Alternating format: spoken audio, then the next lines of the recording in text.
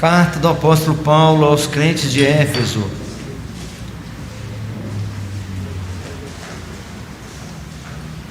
Capítulo 4.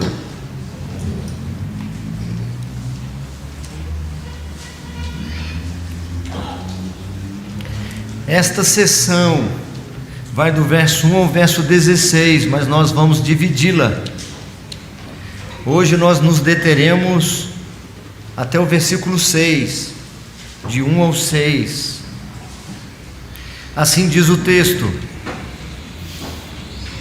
Rogo-vos, pois, eu, o prisioneiro no Senhor, que andeis de modo digno da vocação a que fostes chamados. O 2: com toda a humildade e mansidão, com longanimidade, suportando-vos uns aos outros em amor, esforçando-vos diligentemente por preservar a unidade do Espírito no vínculo da paz. Há somente um corpo e um Espírito, como também fostes chamados, numa só esperança da vossa vocação. 5 e o 6. Há um só Senhor, uma só fé, um só batismo, um só Deus, Pai de todos, o qual é sobre todos, age por meio de todos e está em todos. Oremos mais uma vez, meus irmãos. Graças te rendemos, ó Deus, graças te rendemos, e invocamos o teu nome e declaramos as tuas maravilhas. Que privilégios tens nos permitido presenciar, ó Deus. De fato, os dias são maus, o mundo jaz nas trevas, e é certo que passamos e passaremos por aflições, mas em tudo isso, em todas as tribulações, tens se revelado ser nossa fortaleza, nosso escudo, nosso socorro bem presente. Tens nos permitido usufruir de graça tão abundante como a que temos participado, bênçãos sobre bênçãos. Louvado seja o teu nome. Apesar do muito que recebemos, reconhecemos que ainda somos carentes e necessitados. Somos aqueles das bem-aventuranças que se veem e se reconhecem pobres, miseráveis, destituídos de vigor, de forças. Por isso nós te imploramos, ó Pai, alimente-nos nesta hora. Nós te imploramos, ó Pai, assim como Jacó lá no val de Jaboque, não passes, ó Deus, sem que nos dês a porção que nossa alma carece. Alimente aqui, ó Deus, a tua igreja, a representação da noiva do Cordeiro. Instrua-nos nesta hora, confronte-nos, ó Pai querido, sem reservas. Que teu Espírito Santo abra o mais profundo do nosso ser para semear a boa semente da tua palavra, e que ela produza frutos para a glória do teu nome. Em Cristo Jesus que oramos. Amém. Amados, o tema dos próximos 16 versículos, repetindo, nós lemos só 6, mas a passagem toda, do 1 ao 16, ensina-nos isso aqui. Tem o nosso tema geral, epístolas da prisão, agora é Efésios, e nós seguiremos nas outras 3. O tema da passagem é, o número 1 ainda tira aí, por favor. O tema da passagem, que está na referência lá de cima, do 1 ao 16, o santo procedimento pessoal e comunitário. Os 16 versículos apresentarão para nós qual deve ser nosso santo procedimento. E antes de mais nada, preciso definir a palavra santo. Santo na concepção bíblica significa separado. Quando falamos de santo procedimento, falamos de procedimento separado, de um procedimento distinto, diferenciado. O que o apóstolo Paulo vai dizer agora para esta igreja, que esta igreja agora tem a obrigação de ter um procedimento, um testemunho de vida distinto, diferenciado ou santo. Santo não é alguém que é perfeito, santo não é algo que seja sem falhas, incorruptível. Santo não é alguém que galgou patamares elevados de espiritualidade ou de caridade, nada disso. Santo é o pecador miserável, é o vaso de desonra, é o vaso sanitário, onde se deposita dejetos, mas que fora separado pelo Senhor, lavado e purificado pelo sangue de Cristo.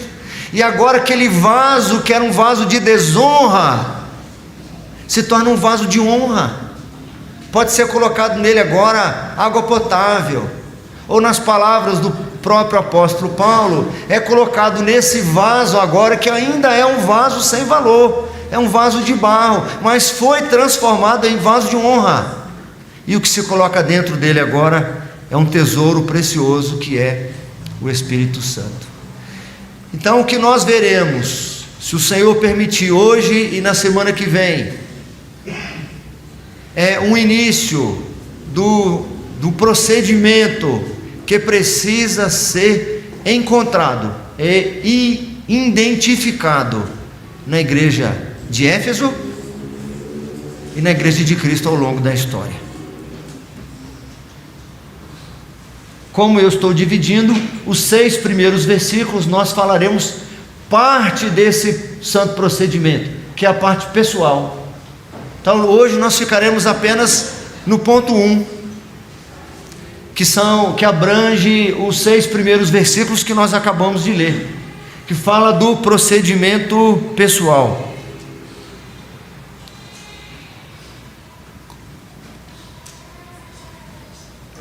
Preciso fazer alguns comentários antes de ser mais específico. Alguns de vocês já me ouviram dizer que a carta aos Efésios, ela é dividida em 2 partes. A primeira parte são os 3 primeiros capítulos, e a segunda parte, os outros 3.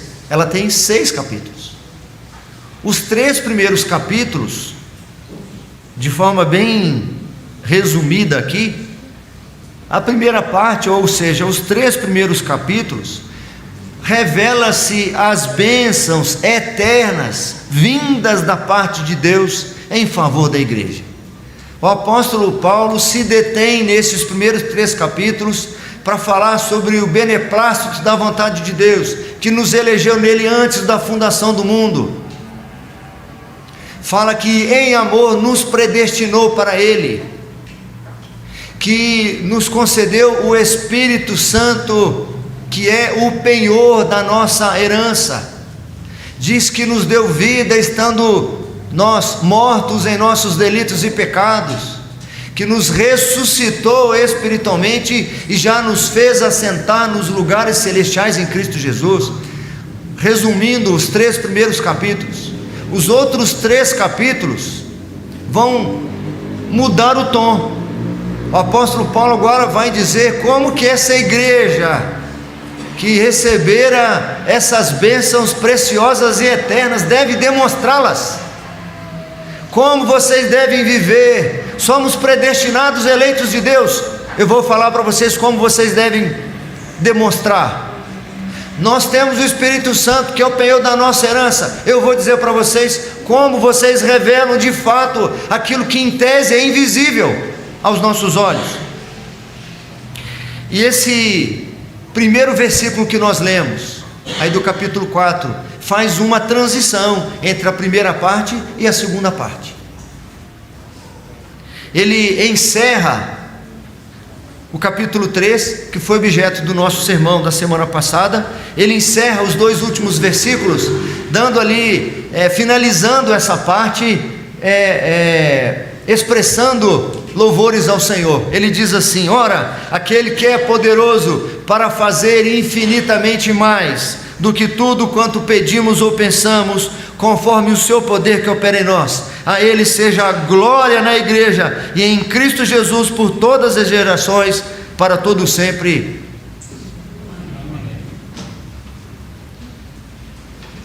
Vamos tentar de novo. Isso aqui é muito sério. A Ele seja a glória na igreja e em Cristo Jesus, por todas as gerações, para todo o sempre. Amém. É o que está no texto. Eu não estou incutindo ou falando para vocês falarem coisas que não estão aqui. Nós estamos confirmando a honra que o apóstolo Paulo dá a Jesus Cristo, porque a carta inteira glorifica Jesus Cristo. A carta inteira dignifica Jesus Cristo.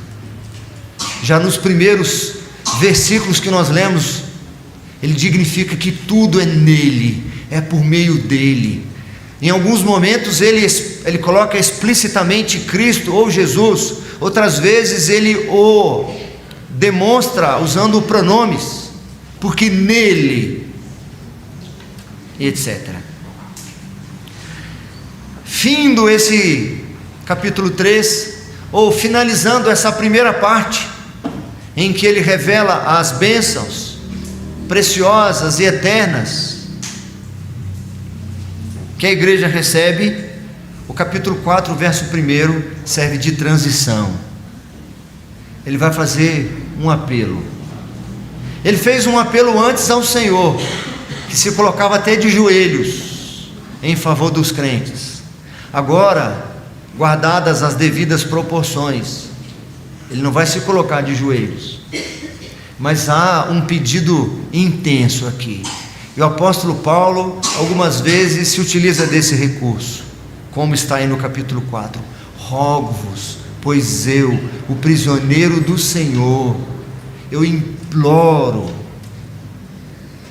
que andeis de modo digno da vocação a que fostes chamados.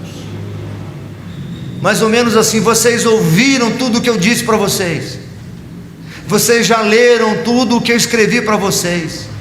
Mais do que isso, vocês já usufruem de tudo aquilo que eu estou revelando para vocês, como vocês viviam antes, segundo o curso deste mundo, segundo o príncipe da potestade do ar, do espírito que agora ainda atua nos filhos da desobediência.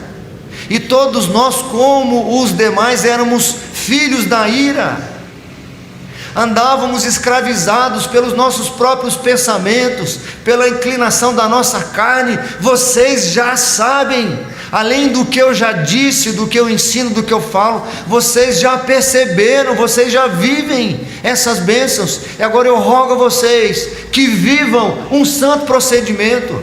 Meus irmãos, isso é muito sério, é desafiador para nós, é desconfortável ao mesmo tempo, porque a igreja não pode ficar em si mesmo, ou se ensoberbecer, se vangloriar do que recebe do Senhor. Olha como nós somos especiais, somos mesmo, mas não é para nós nos vangloriarmos. Olha como somos diferenciados. Muitos ainda são filhos da ira, mas nós agora somos filhos de Deus, somos feitos herdeiros em Cristo. Muitos ainda são gentios, estrangeiros, mas nós não somos mais. Nós somos agora pedras que foram edificadas sobre um sólido fundamento. Olha como nós somos especiais. É como se o apóstolo Paulo dissesse assim: agora demonstrem que vocês de fato são especiais.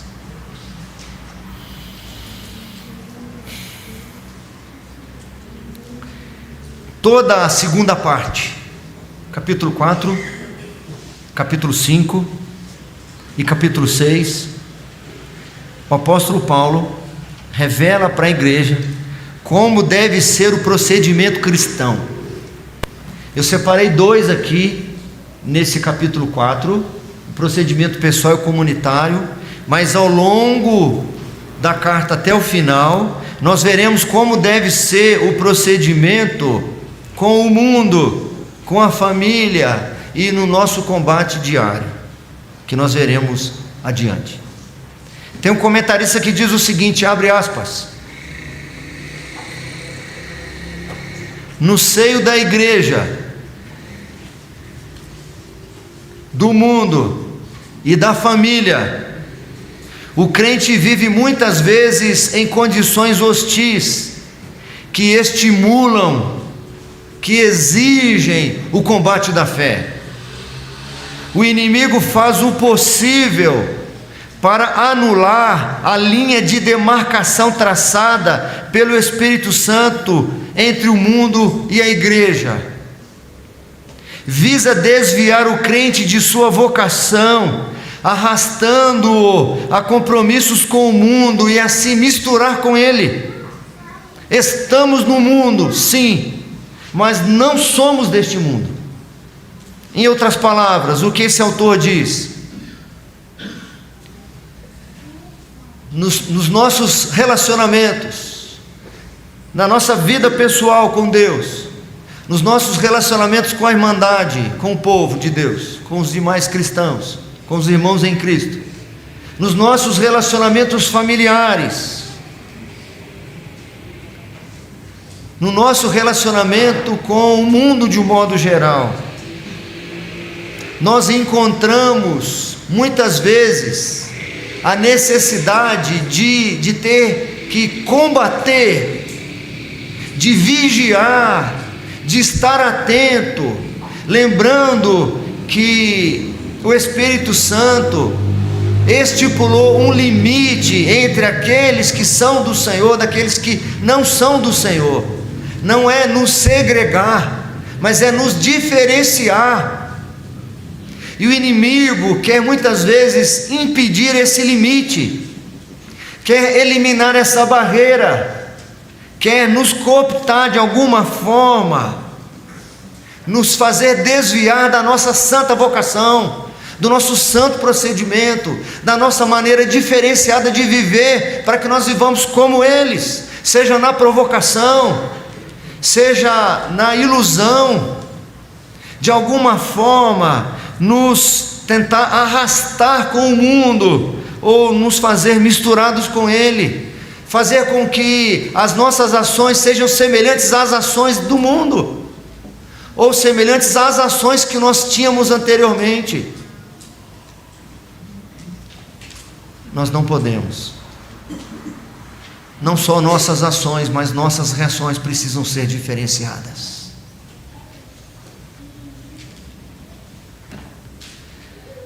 Isso é tão sério, meus irmãos, que agora a gente começa a entender um pouco mais por que o apóstolo Paulo fez um parênteses aqui no capítulo 3, que eu mencionei isso para vocês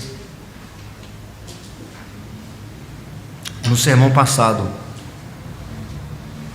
Ele vem no capítulo 3, que é um eco do capítulo 2. No capítulo 2 ele está revelando aquilo que outrora era um mistério, que os gentios, os estrangeiros agora fazem parte, ou podem fazer parte da família da fé. Aí chega no capítulo 3, ele diz: por esta razão eu, Paulo, sou prisioneiro de Cristo Jesus por amor de vós, gentios. Por isso que eu sou prisioneiro de vocês, por isso que eu me empenho a falar para vocês, porque agora vocês precisam ouvir, vocês precisam saber que vocês podem fazer parte da herança do Senhor. Quando ele termina essa parte, ele deveria ir direto para o capítulo 4, mas ele não vai direto para o capítulo 4, ele faz uma oração antes.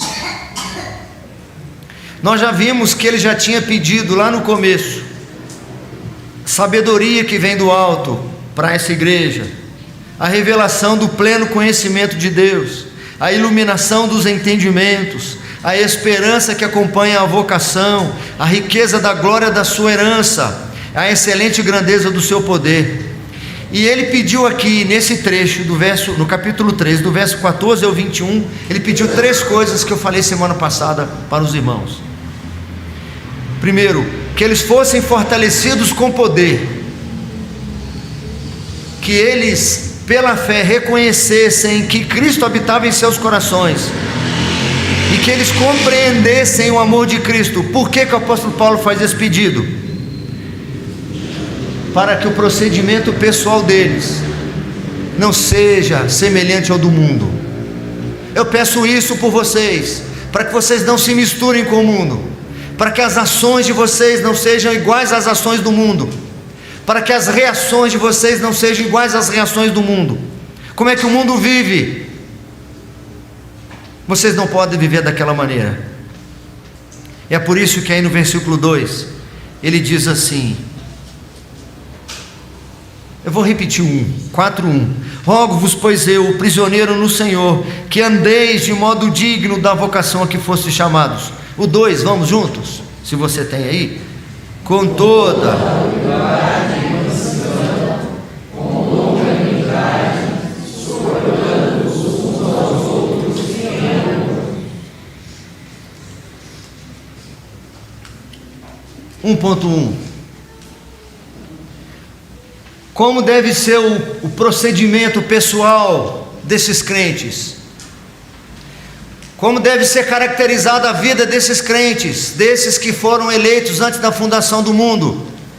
Como que eles demonstram de fato que são agora herdeiros em Cristo Jesus? Como demonstram de fato que espiritualmente já foram ressuscitados e que em Cristo Jesus já está com Ele nos lugares celestiais, vivendo como Ele viveu, se parecendo com Ele, tendo a vida caracterizada pela humildade, pela mansidão e pela longanimidade. É por isso que o apóstolo Paulo pede para que eles sejam fortalecidos com poder, para que possam resistir às tentações do mundo, às tentações do seu próprio coração enganoso, e resistir às ciladas do diabo, que intentará fazer com que nós não vivamos na humildade, mas na arrogância, que não vivamos caracterizados pela mansidão, nem pela longanimidade.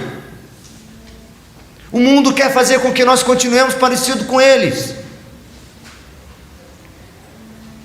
O revestimento de poder dá imediatamente provas.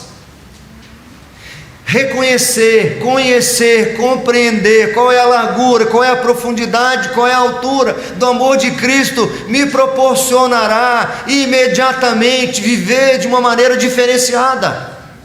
Mas se eu perder de vista qual é a largura, qual é a altura, qual é a profundidade do amor de Cristo, se pela fé eu não reconhecer que Cristo de fato habita em mim, se eu não for fortalecido pelo Senhor, eu não vou viver dessa forma. Perdão, eu preciso do microfone ainda. Eu preciso viver ainda dessa forma.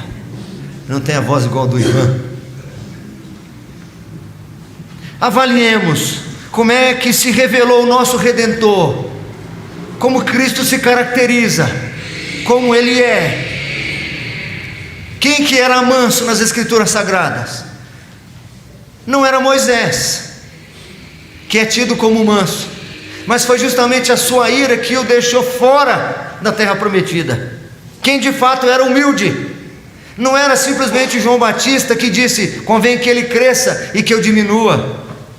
Quem que tinha toda a autoridade no céu e na terra, senão aquele que suportou com paciência tamanha oposição por parte de pecadores, sem abrir mão, sem desistir, sem titubear, amando os seus que estavam no mundo, amando-os até o fim. O evangelista Mateus registra as palavras de Jesus quando disse: vinde a mim todos os que estáis cansados e sobrecarregados, e eu vos aliviarei.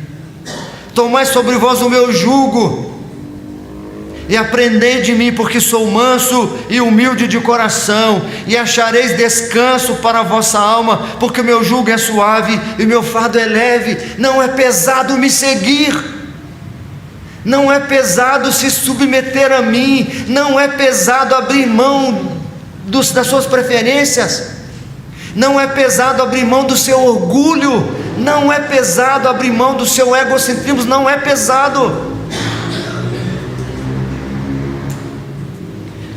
Pedro diz assim na sua primeira epístola: pois que glória há, se pecando e sendo esbofeteados por isso, o suportais com paciência.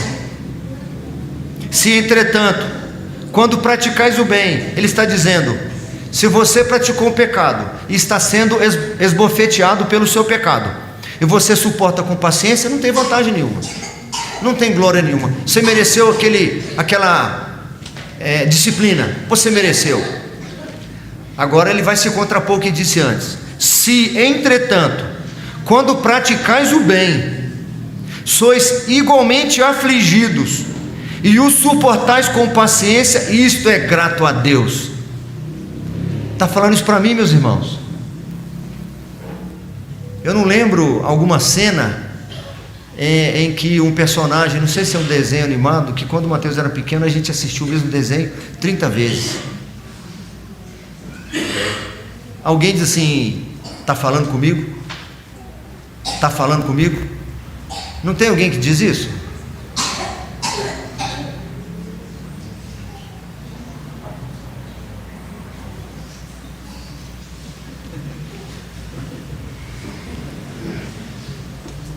Mas eu gostaria que você se fizesse essa pergunta: o que está sendo falado ali, está falando comigo? Ou está falando para aquele irmão que justamente não veio hoje, e eu não sei se está acompanhando pela internet?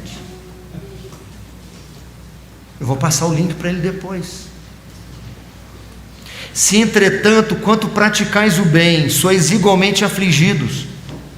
Alguns de nós se acham prejudicados. O que adianta fazer o bem? O que adianta tratar bem ele? O que adianta ajudar? Olha o que a gente tem em troca. Mas esse não é o santo procedimento nosso. Esse não é o santo procedimento de Cristo, que nós dizemos que seguimos, que fazemos parte com Ele. Se entretanto, quanto praticais o bem, sois igualmente afligidos, e o suportais com paciência, isto é grato a Deus, porquanto para isto mesmo fostes chamados, pois que também Cristo sofreu em vosso lugar, deixando-vos exemplo para seguirdes os seus passos. Eu vou, se você sentir a vontade, você repete agora esse finalzinho do versículo: o qual não cometeu pecado, nem dolo algum se achou em sua boca, pois ele, quando ultrajado, não revidava com ultraje, quando maltratado, não fazia ameaças, mas entregava-se àquele que julga retamente. O apóstolo Paulo está aqui: eu rogo-vos, pois eu, prisioneiro do Senhor, que andeis de modo digno da vocação a que vocês foram chamados. Vocês não foram chamados para viver como viviam os gentios, ou como vivem os gentios, ou como vocês viviam anteriormente. Nós vamos ver isso aqui nos próximos versículos, meus irmãos. A vida de vocês precisa ser caracterizada pela humildade. Peça ao Senhor, pela mansidão. Peça ao Senhor. Peça ao Senhor que transforme a sua mente, que você reconheça que aquilo que o mundo vê como vantagem, na perspectiva bíblica é prejuízo. Bem-aventurados são os mansos, bem-aventurados são os pacificadores, porque estes é quem herdarão a terra. Nossa tendência é achar que é o valentão, é quem não cede, é quem se impõe, mas bem-aventurado é o humilde, bem-aventurado é o manso. E para fechar, irmãos, finalizar, o versículo 3 é o segundo subponto para nós aí. Vamos reler juntos o versículo 3, por favor? Esforçando-vos diligentemente por preservar a unidade do Espírito no vínculo da paz. Uma coisa que está intimamente ligada à outra.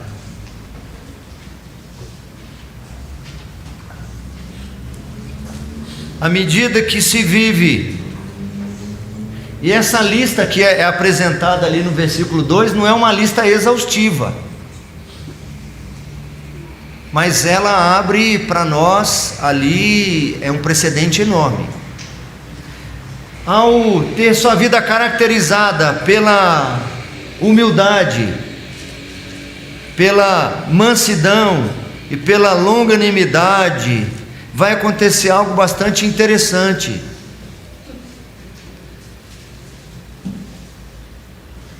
Você terá uma vida pessoal que facilitará sua vida comunitária, que será o assunto da semana que vem, se o Senhor permitir. Se não houver essa transformação pessoal, a vida comunitária ficará prejudicada, certo? Então empenhem-se, busquem. Vocês já receberam recursos, o Espírito Santo já habita em vocês, vocês já são salvos, tudo que ele falou nos capítulos anteriores. Então agora se empenhem por procurar no Senhor, por desenvolverem esses preceitos, humildade, mansidão e longanimidade, e também se empenhem pela unidade.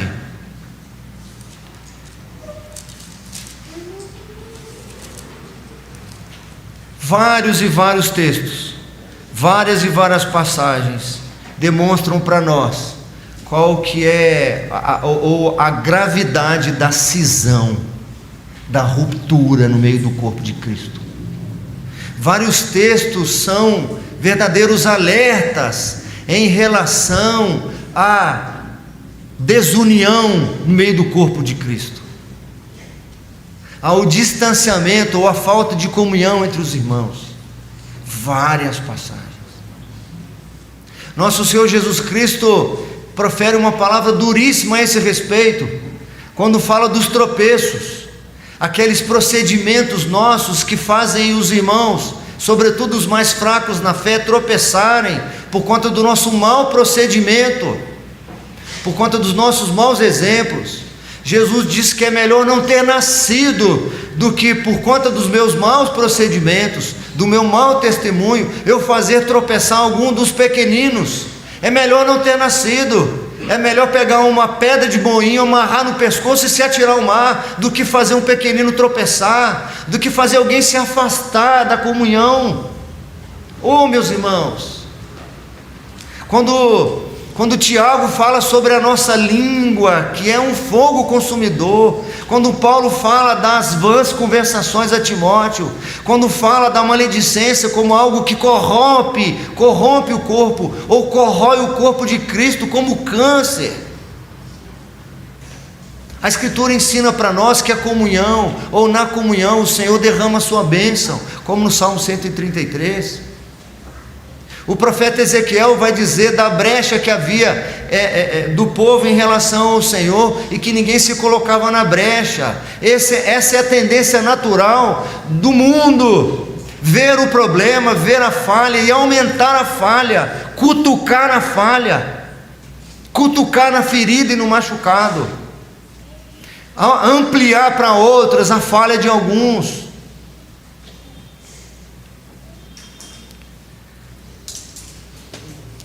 Antes de ler um texto final que eu quero ler com os irmãos, eu quero dizer que os versículos finais desta passagem, o 4, o 5 e o 6, apresentam as razões para esse procedimento pessoal dessa maneira. Sabe por que nós devemos nos empenhar pela unidade do corpo, por preservar a comunhão?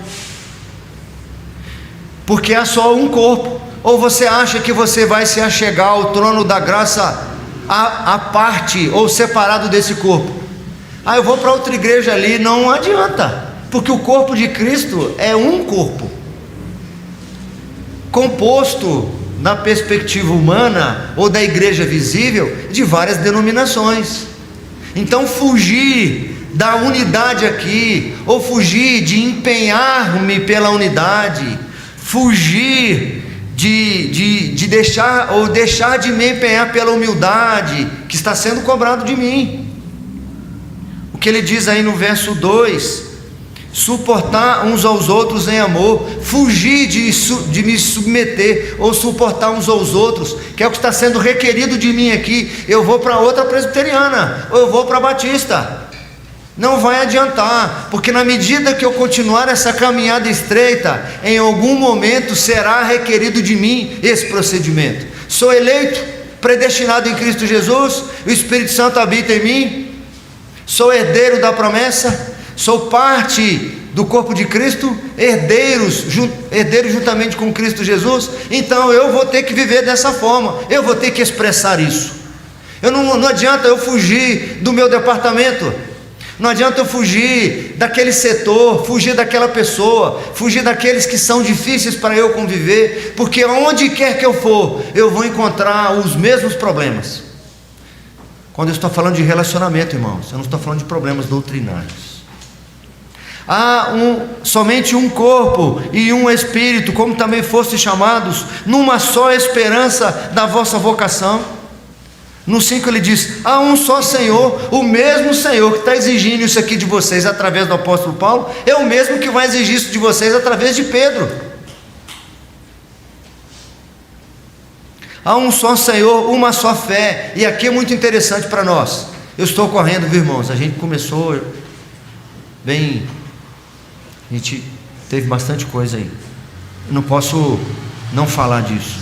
Quando ele diz há um só Senhor, uma só fé, ele não está falando de crença, não está falando de certezas. Quando ele fala de uma só fé, ele está falando de grupo de doutrinas, de corpo doutrinário.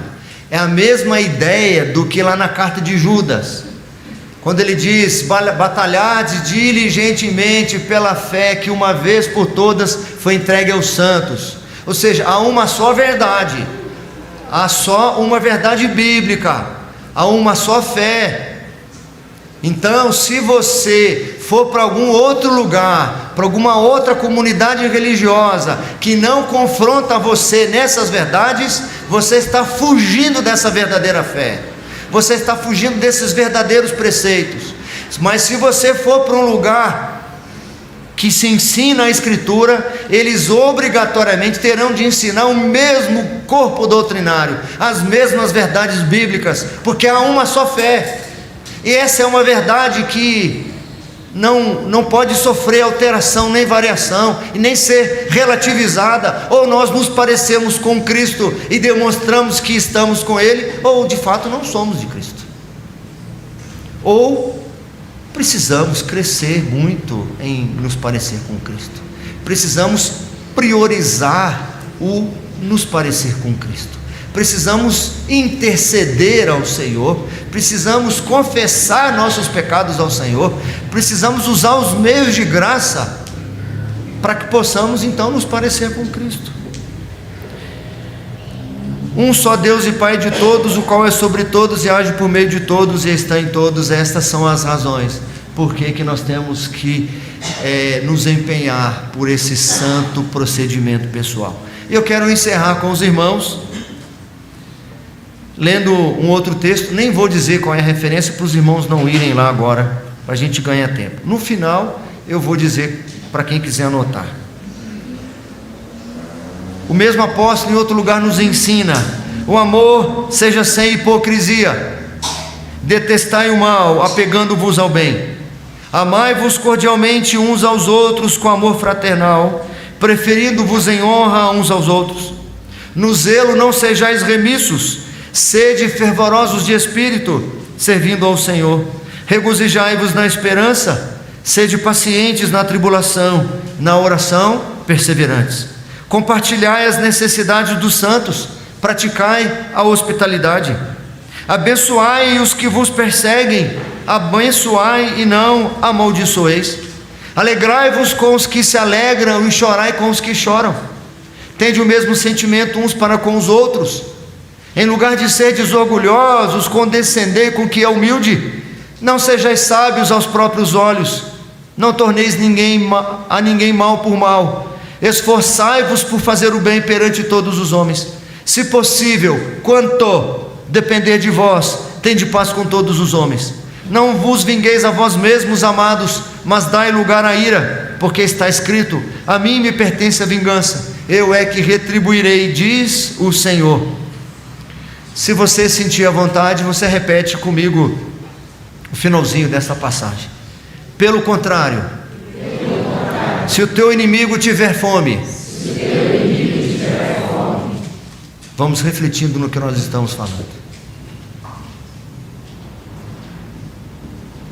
Dá-lhe de comer. Se tiver sede, dá-lhe de beber. Porque fazendo isto, amontoarás brasas vivas sobre a sua cabeça. Não te deixes vencer do mal, mas vence o mal com o bem.